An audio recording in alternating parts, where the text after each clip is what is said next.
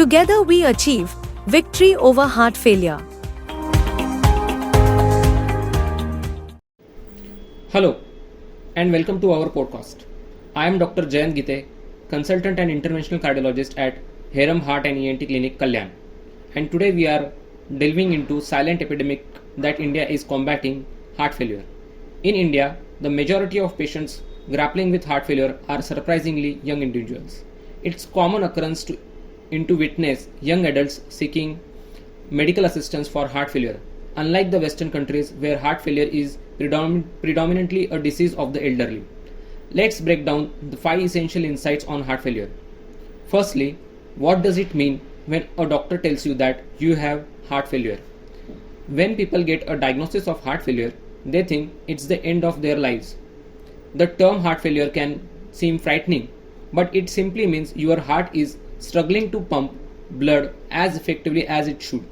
The ejection fraction, or EF, measures how well your heart pumps the blood.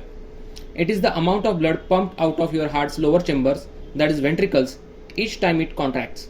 While a normal ejection fraction is around 60%, individuals with heart failure typically have an ejection fraction of 30% or lower. Secondly, why are so many Indians affected by heart failure? Genetics play a significant role.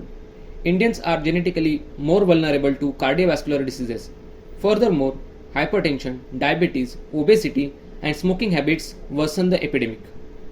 Moving on, what are the signs and symptoms of heart failure? You should look out for confusion, fatigue, heart palpitations, nausea, shortness of breath, and weakness. There is also loss of appetite or vomiting. So, how can we protect ourselves from the disease? Our heart works incredibly hard to keep us alive. These are 5 golden rules we can follow to return the favor.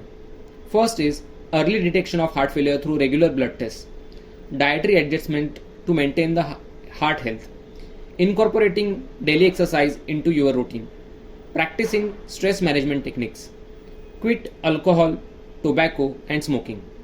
Lastly, what comes next after heart failure diagnosis?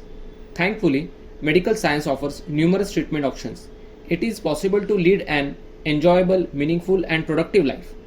Heart failure medications improve quality of life and longevity.